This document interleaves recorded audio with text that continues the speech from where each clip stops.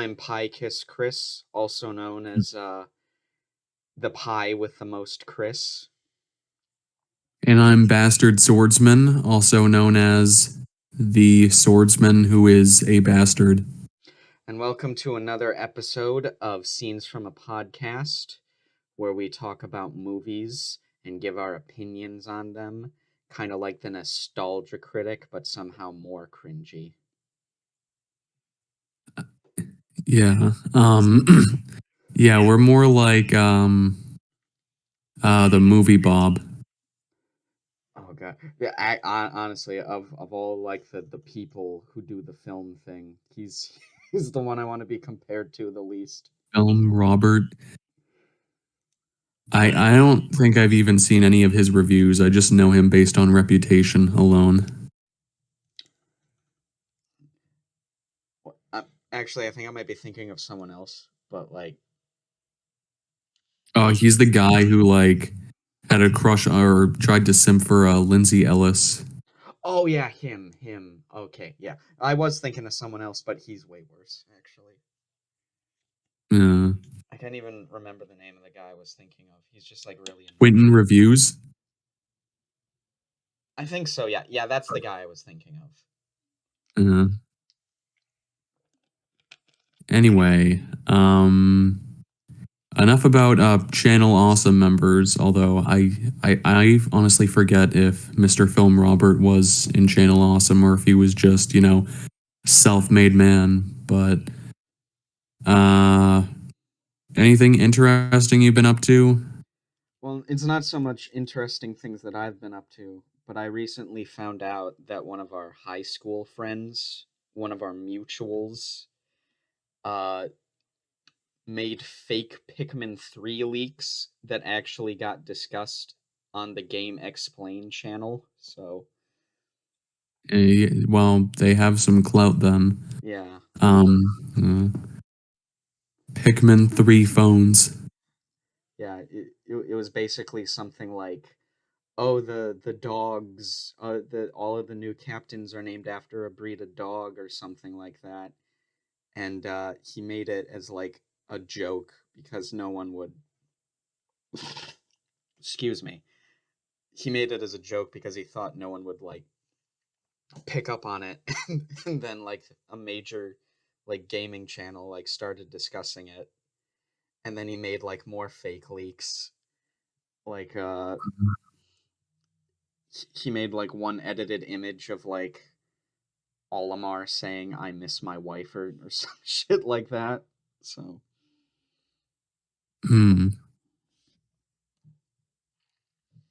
Well, I've been reading some interesting things lately. I finally finished a manga called Ashita no Joe, which translates to Tomorrow's Joe, but nobody calls it that.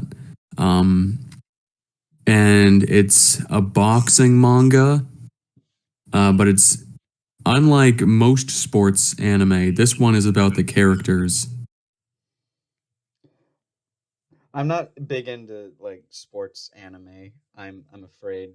That thing is just a joke because it comes from something that a lot of people who aren't well versed into mecha anime Okay. they'll say, unlike most mecha, this is about the characters, but that is what a lot of mecha are about. They just kind of have a reputation for being toy commercials on the outset. But like, I don't know, Mobile Suit Gundam, the original show, is pretty influential in its storytelling, and it influenced a lot of other like big popular anime. And it still gets ripped off today with some plot lines and stuff in characters. Imagine being ripped off by everyone, and then everyone says that you're like not good at storytelling. Yeah, I mean, most people who've actually seen Mobile Suit Gundam would say it's pretty well written, and I would probably put it, I'd name it as one of the 5 anime that every anime fan should watch at some point. But anyway, back to Ashita no Joe. Really, boxing itself is not the focus. It's more based on like the central character of Joe and also kind of some of his rivals and the sort of psychology and their approach to boxing. But he doesn't even get into boxing for like 20 to 30 chapters. So, but Joe's a really interesting character because, like, yeah, I think I mentioned it, but the series started in the late 60s, 1968, and it went on until 1973, I think. And Joe isn't like some sort of happy-go-lucky, like, my friends are my power, like, friendship is magic, like, sort of peaceful protagonist. He's like kind of an asshole, and he like scams people out of money and beats the shit out of random people. But he also is like real he's also like annoyingly cocky, like, and talks shit to like anybody he faces pretty much. But he is also like very tenacious, and he does eventually find this passion in boxing, and he does grow as a character a lot. But one thing I appreciate is that like Joe goes through multiple developments, and even when he does get some character development, he doesn't just become some, perfect like character. He still has flaws even after he develops. So I take it from the name Joe that he's like a white guy. No, he's Asian. His name's Joe Yabuki. Oh, okay. So it's like a localized Japanese name that they make English in the other areas, sort of thing. Mm. Did you know that Mario can be a Japanese name? What, like what is it, like a loan name or something? No, I mean like there are characters in the Japanese alphabet that could form Mario because Ma, Ri, and O are all Japanese characters. Oh, I did not know that. Yeah, I it can be a Japanese name. Speaking But of Mario, I saw Illumination's only bad film last weekend. So well, it couldn't have been Sing 2.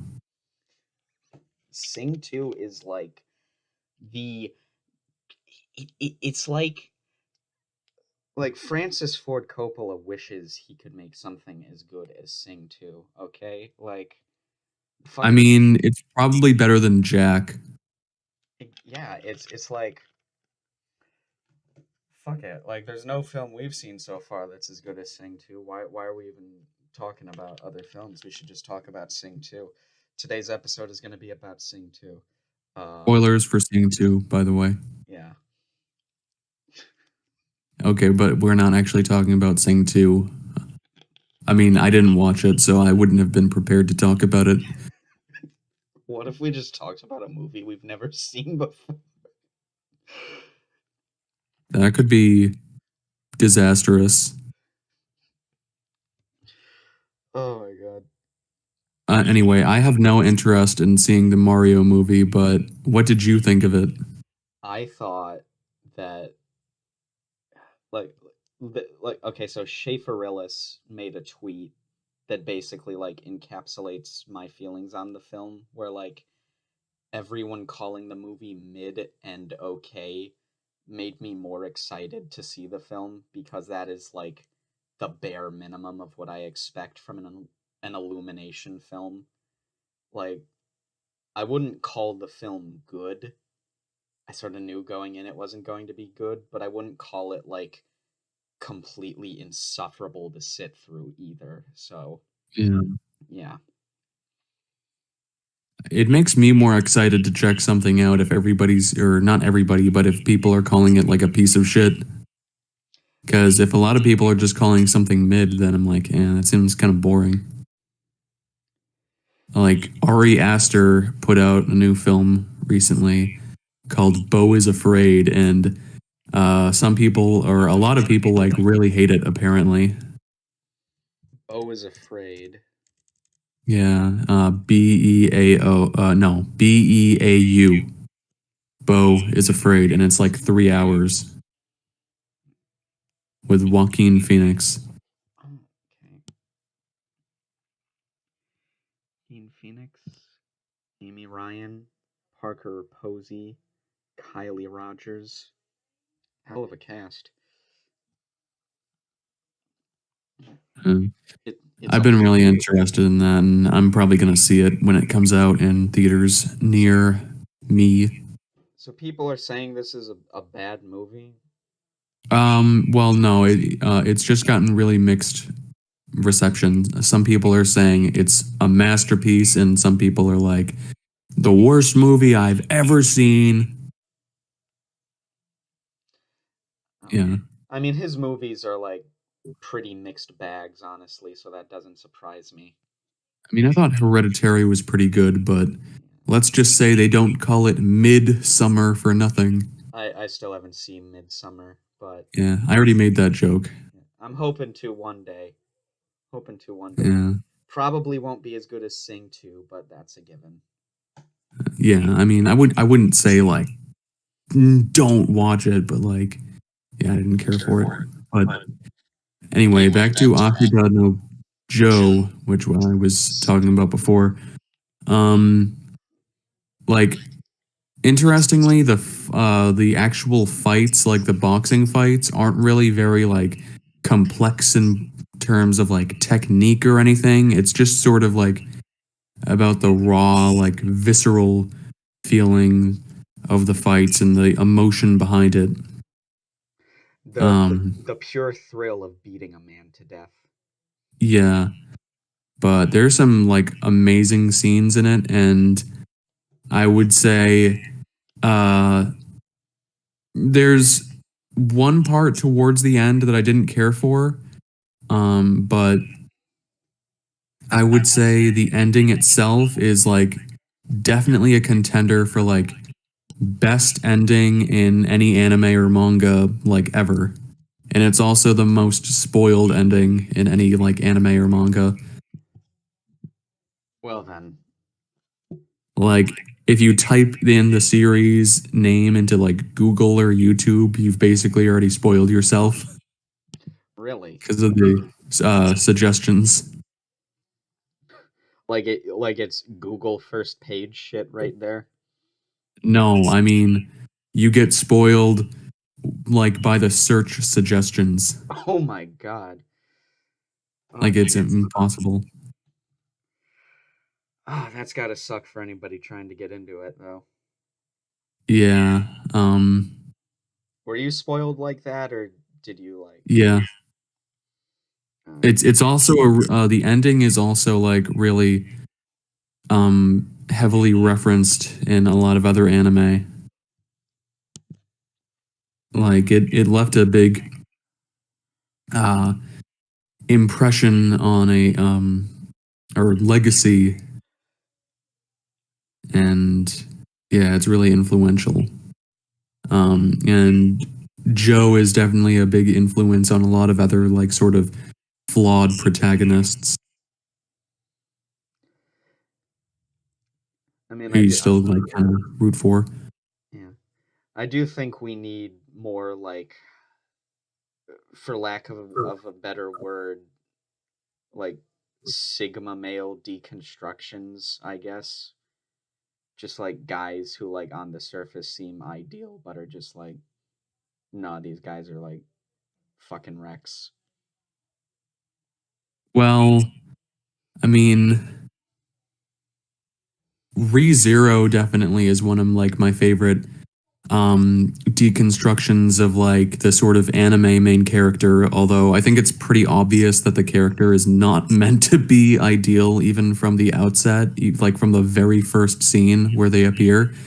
But uh that's a series I really like, and has one of my favorite protagonists as well, because oh, they start off as like this sort of goofy like anime character who's like kind of cringy and makes a lot of dumb jokes, and oh, they're like uh it's an isekai too, so like oh, the main character comes, he saves the day, gets the harem, whatever, but like that sort of a lot of those tropes are sort of dissected and like played in or taken in interesting directions in that series. Yeah, I guess there's only like so many ways you can like deconstruct an isekai. I haven't seen ReZero, and I'll take your word at it that it's good. I think it was that's probably one of the first ones to do a deconstruction of like the trope, right? I mean, I think the term deconstruction is just kind of like bullshit in general, but All right, fair point. like series like Evangelion like are not a deconstruction of mecha at all, and a lot of the tropes like oh I don't want to pilot the robot are just things that have been in a lot of other mecha, even the original Mobile Suit Gundam. But it just like what I would describe something like Evangelion is like not a deconstruction, but just like a mecha series with like elements of like surrealism and psychological drama. Yeah, But I guess it's less deconstruction and more like how you use your tropes. yeah, Yeah, you know. I actually think yeah, most deconstructions are like fucking awful.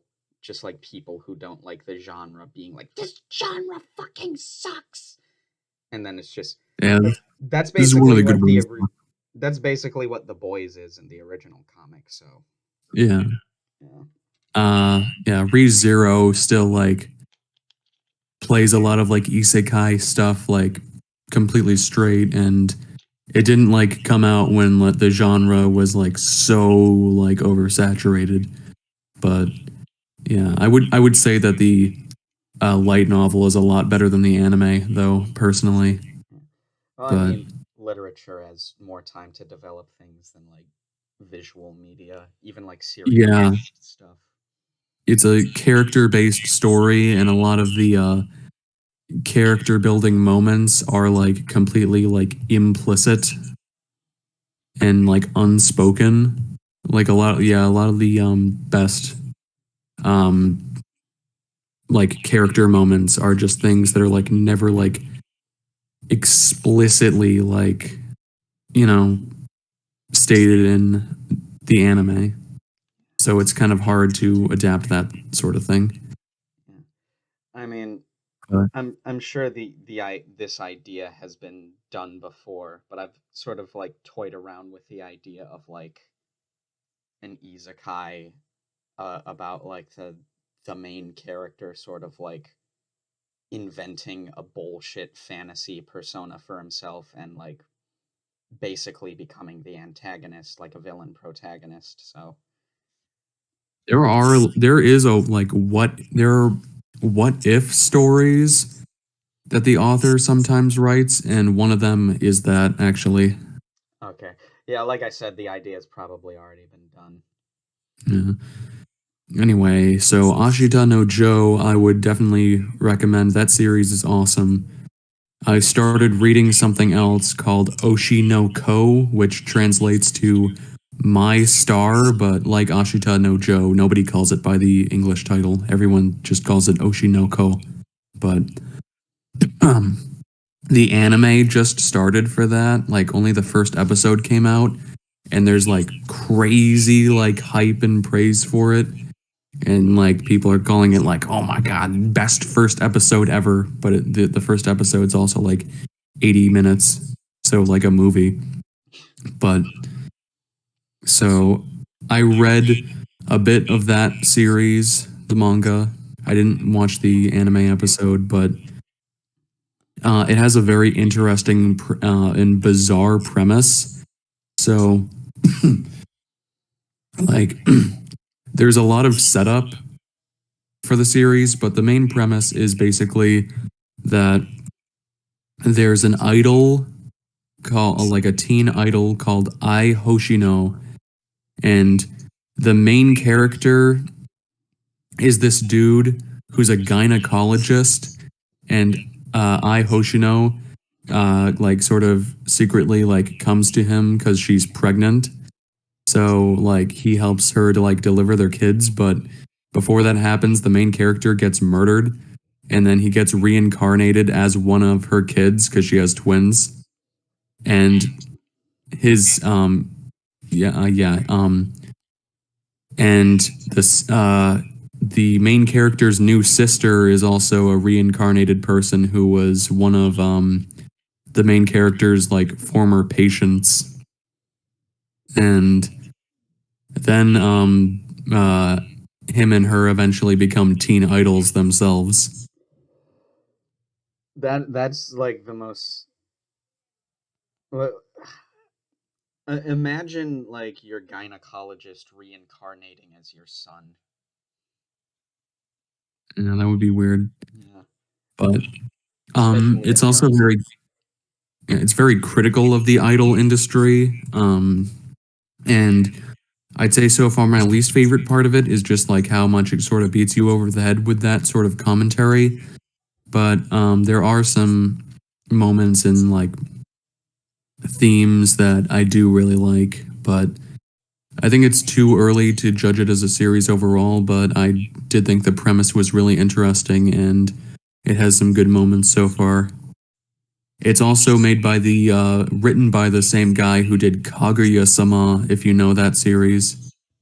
I'm afraid I do not. Uh, well, yeah, anyway, that's pretty much what I've been up to.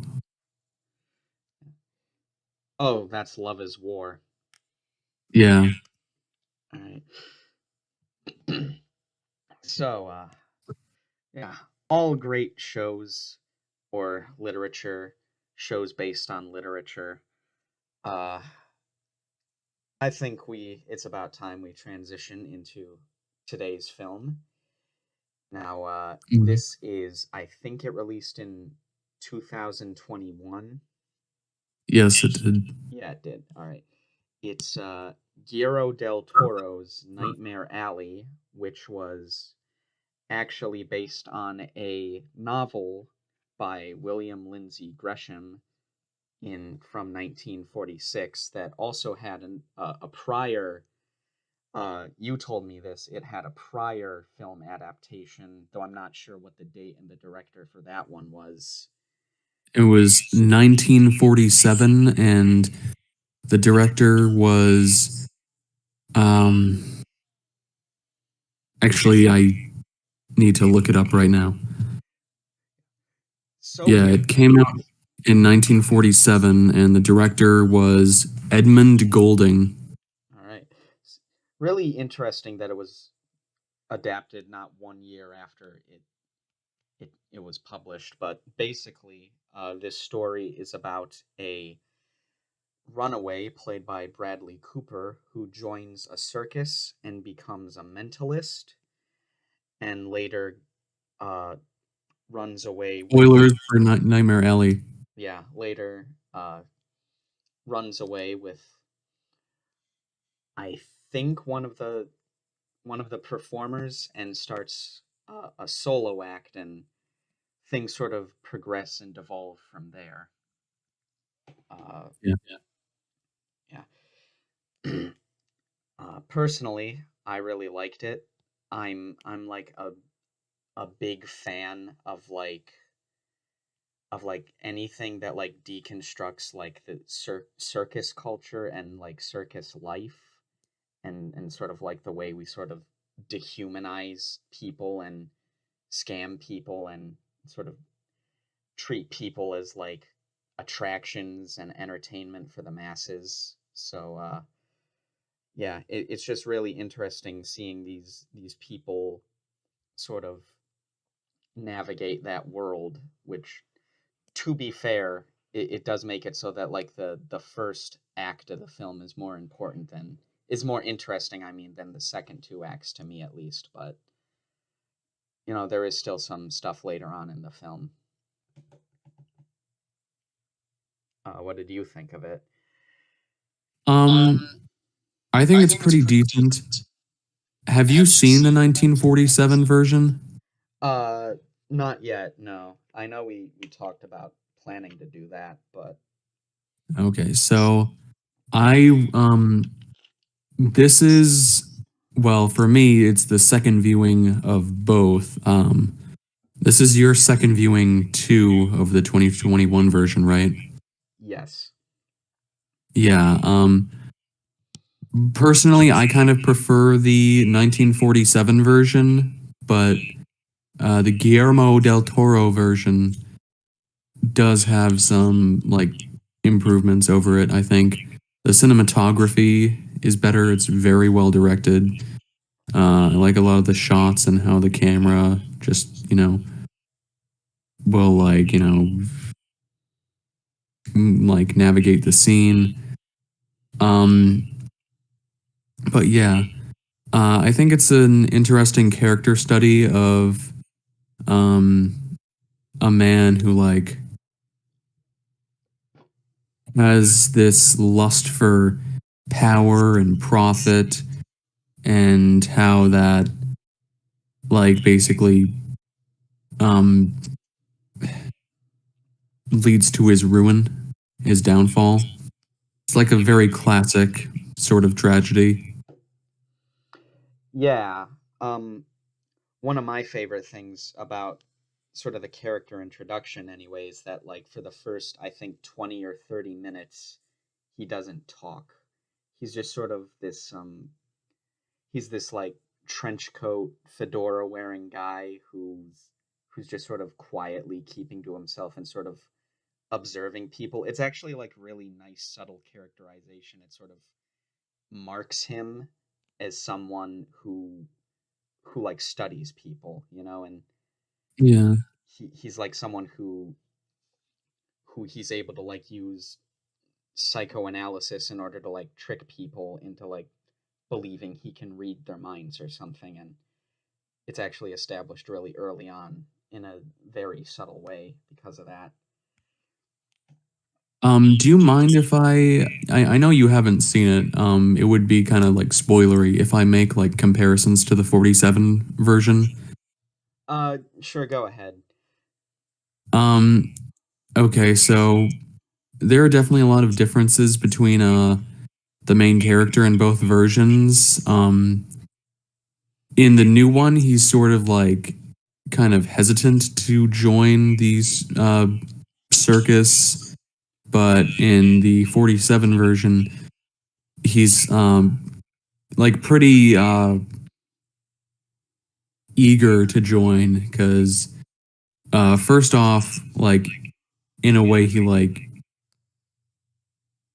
see like feels a sort of belonging, but also he's very opportunistic, and he sees a way to like make a profit. Um,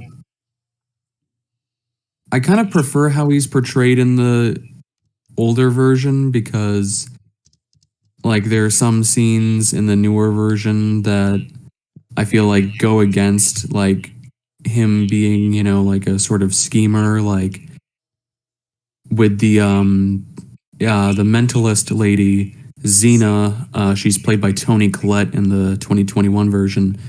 She comes on to him like very strongly in the new one, but in the older adaptation, he sort of like pushes more and like comes on to her a lot more, even though she does show some sort of interest in him at first. And like I think that shows that he's like not a very great guy because he's like coming on to a married woman. Yeah. I mean, infidelity is sort of a big theme in this story. Like, and from what you said, I think it sort of establishes better that he's not a loyal guy if he's the one coming on in the beginning. Again, I haven't seen the original, but there is sort of a plot point in like the later two acts of the film where like he's the girl he ran away with, he starts cheating on her with this psychologist played by I think it was Kate Blanchett. Kate Blanchett. Yeah, I wanted to pronounce it Blanchett for some reason. That would have been awful. Yeah. Yeah, and I think they have like a really interesting dynamic because in a way they're both doing the same thing. They're like reading people as marks and then Yeah, like they're trying to con each other. yeah, yeah. And the interesting thing is that like this is sort of a point made later in the movie. Uh like Bradley Cooper's character thinks that he's a this mastermind who's very good at tricking people, but Blanchett points out that they trick themselves because they believe whatever they want to believe, and Yeah, he buys into his own hype. yeah, basically, and she sort of uses that to trick him into his own downfall.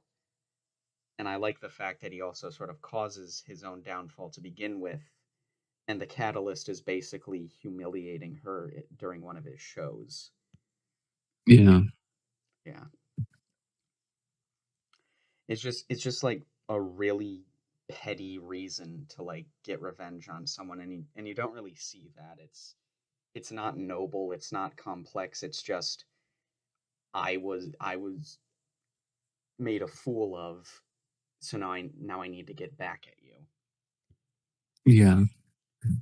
The main character definitely has like a lot of psychological issues in general, which sort of make it more believable that he, sort of, tricks himself into almost believing in his psychic powers towards the end because yeah, there's that subplot where he killed his own father. Um and I think that also ties into very nicely with him killing the first mentalist's husband with by swapping out his booze for wood alcohol They do make an because interesting he's sort of a father figure. yeah, I was gonna say it's it's interesting because I think he also the actor who plays the boozer sort of looks like his father in that film, at least a little Mm. bit. Like they both have the sort of like grayish facial hair, and Yeah. and the and they both like die like not exactly. He doesn't die in his sleep, but they both die. Well, one of them dies in a bed, and the other dies in their sleep, and it's an interesting parallel, you know. Yeah. Like Yeah. one was intentional, the other was an accident. There's almost sort of this sub like subconscious complex where it's like I think part of the implication is that part of him knew that like getting him the booze wasn't just to like help him fall asleep, like this might have killed him. Yeah. Yeah. I do like that the subplot with the main character Stanton Carlyle, I believe, is his name, with his father. And that's only in the newer adaptation. Well, I don't know if it was in the book or not, but it wasn't in the older version. But um, the alcoholic husband is portrayed very differently in the older version. Like in the new one, he seems more sort of like just like an eccentric who also on the side has troubles with drinking, but in the 47 version, like he's like overtly like a like tired old like kind of mean drunk guy, and he's like boozing it up in a lot of the scenes where he appears, Yeah. and his relationship is not really as close, but that sort of gives him more like motivation to To kill like him. Yeah, to get the sort of secret to the code that he and the mentalist were using to trick people into believing their act was real. I do think it is interesting the way like I think the actor was played by David Strathairn. Uh, he's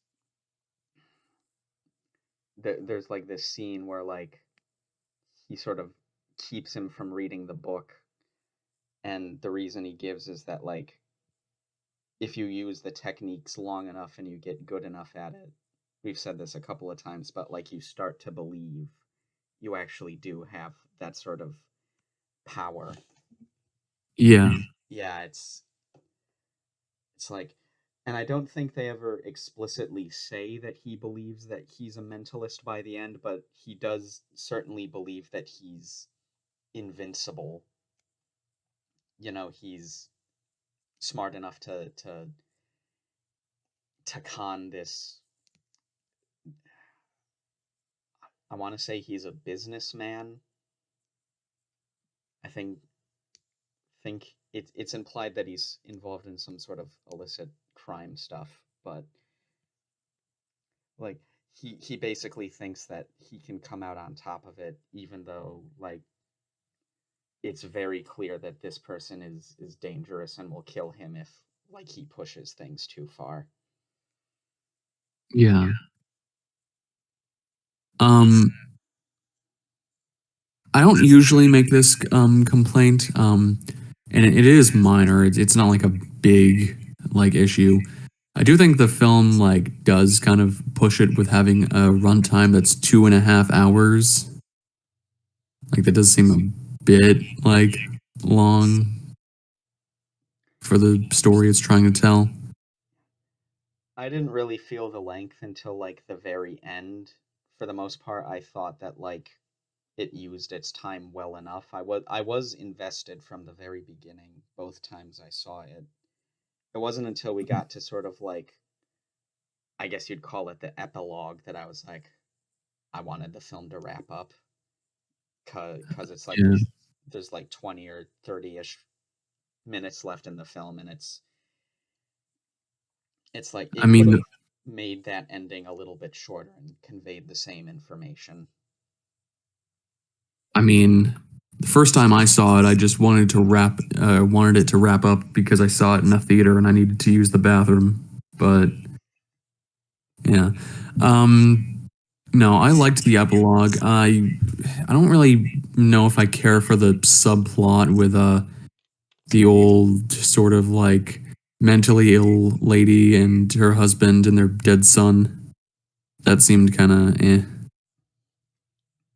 I thought it was I think that existed mostly as like a less as like for the sake of those characters and more as just like a way to get the businessman's bodyguard like back on his feet, like when he hears about the murder suicide from Carlisle's other two like clients. He's like, I need to get in there right fucking now or something's gonna happen to my boss. Like it was more of Mm, a plot point than like a character thing. yeah. Mm, this okay. I feel like I'm being a bit too negative maybe, but like cuz I do like the film, but there is one issue I like a very personal issue of like taste and aesthetics with Guillermo del Toro's films um that doesn't really sit with me, and it's like the sort of like combination of like sort of whimsical like yeah, it's hard to describe it. Like his films are like very sort of like fantastical and but they also have like really gruesome scenes of graphic violence, and I think it just doesn't really mesh well for me. Like like the violence in the world, they seem like very sort of like disconnected. And usually like I'm not trying to be like a prude, but like usually like I like some gore every now and then, but I think the 47 version is a bit better because it doesn't have the extreme like violence, like people getting like their like skulls crushed with a car and getting their brains blown out and stuff.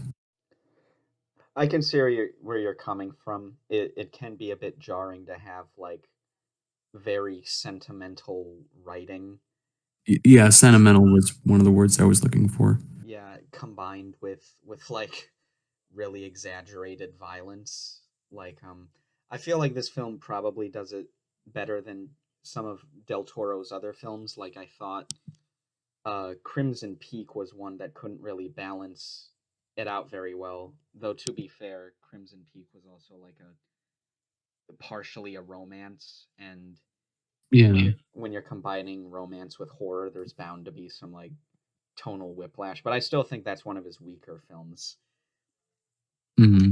Yeah, but I think this one handles it much better because the sentiment I feel is it's mostly relegated to the film to the scenes where Carly is interacting the with Xena's wife and with his girlfriend, and there's sort of like this undertone, to me at least, that he does care about these people, but he's not like mentally mature enough to like, treat them with respect.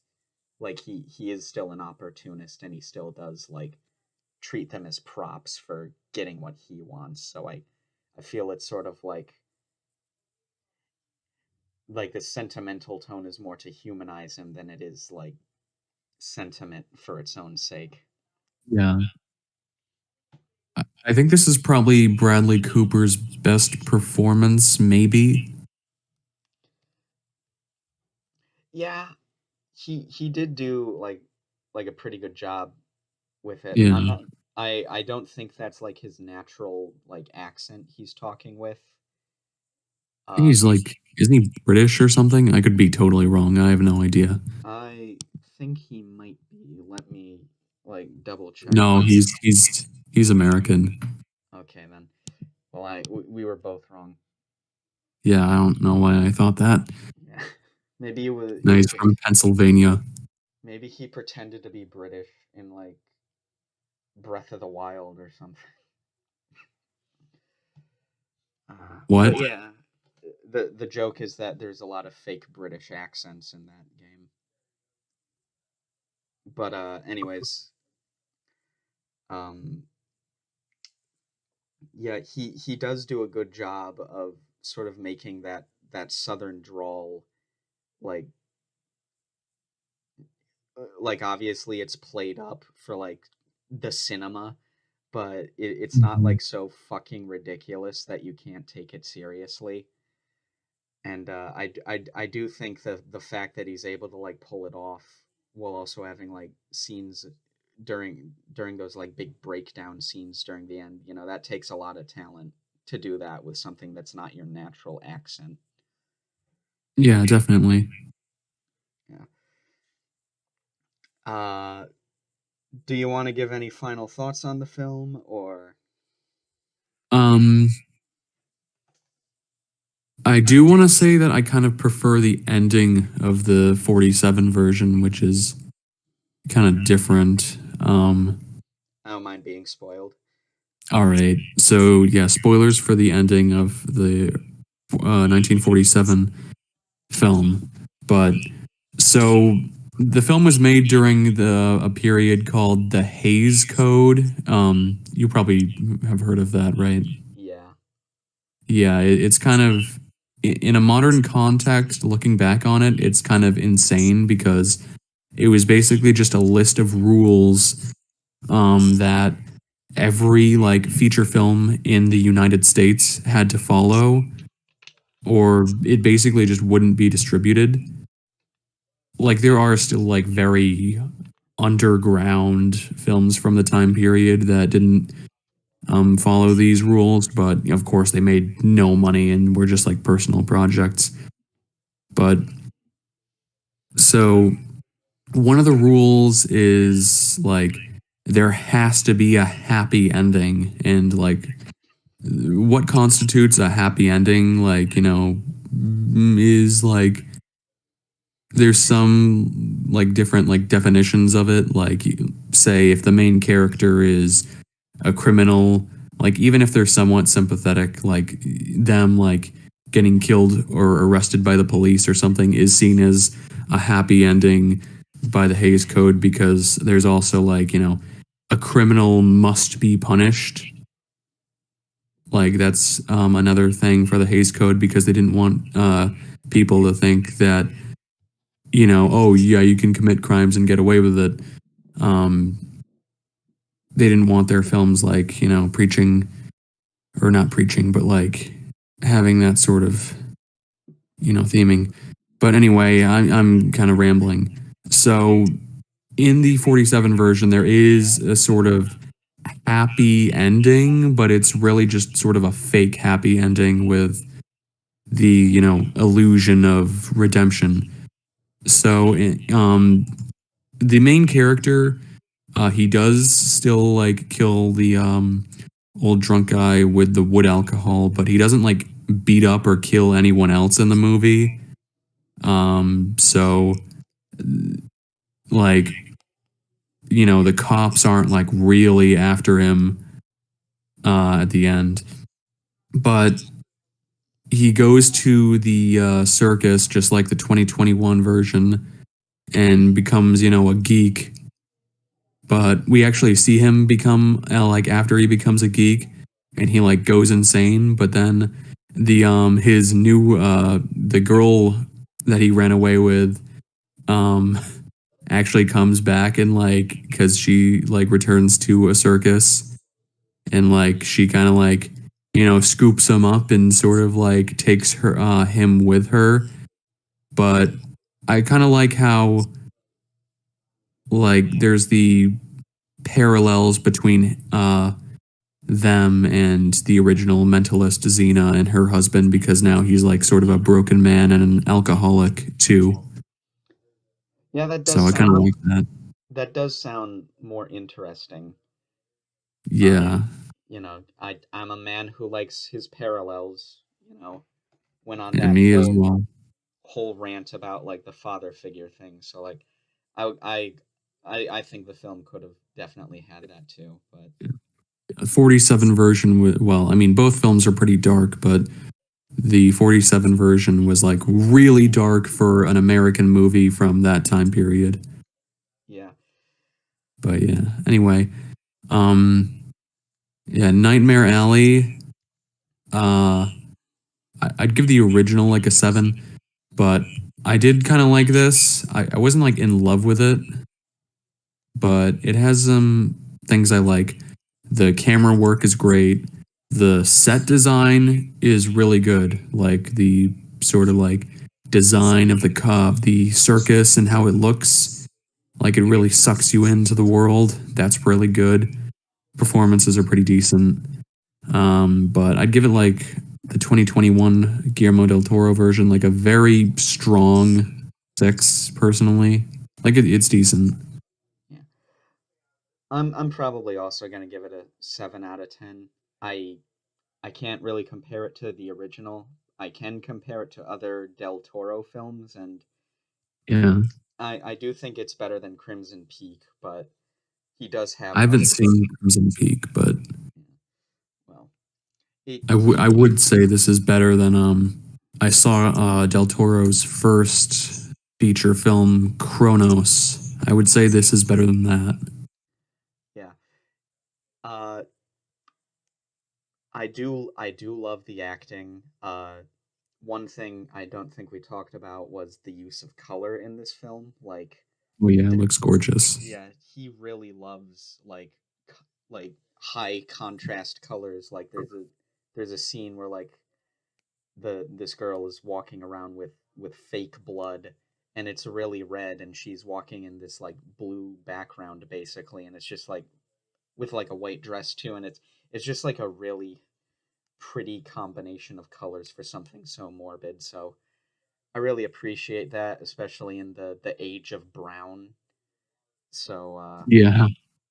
but more to the point, uh I just really love the way this film analyzes and sort of critiques circus culture and the hustle of like fake mentalists and all that. And I like the character study of someone who actually believes their own bullshit.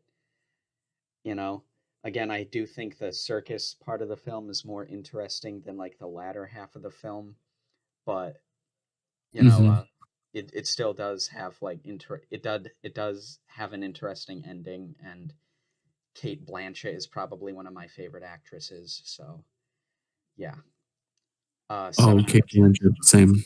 Yeah, 7 out of 10 for me. Uh, Go watch it. I think you can get it on Blu-ray now. Hopefully. Yeah, yeah, it's on Blu-ray, I believe. Yeah, the 1947 version actually has a Criterion release, but it's not on any streaming platforms. But the 2021 version is on HBO Max, but I think it's being renamed to just Max, which is stupid. But and it's also on Hulu. If you can, see both versions like I didn't because I'm Huh. dumb. I'm dumb and I thought we were gonna see one for this episode and one for the next. So uh but yeah. Speaking of next episode, it's your pick. What do you want to see? Okay, well, I've been picking a lot of sort of dark, depressing films, so I thought it was I should lighten it up by recommending a comedy, but I haven't seen it before. It's from 1985, a Japanese film directed by Juzo Itami. It's called Tom Popo, spelled Tampopo in English lettering. Not, yeah. All right, Tom Popo. Uh, Google thinks I'm looking for Tom Pope. I am not. But that'll Tam. TAM. Okay, Popo. Yes. I found it. Okay, I found it. Yeah, Tom Popo.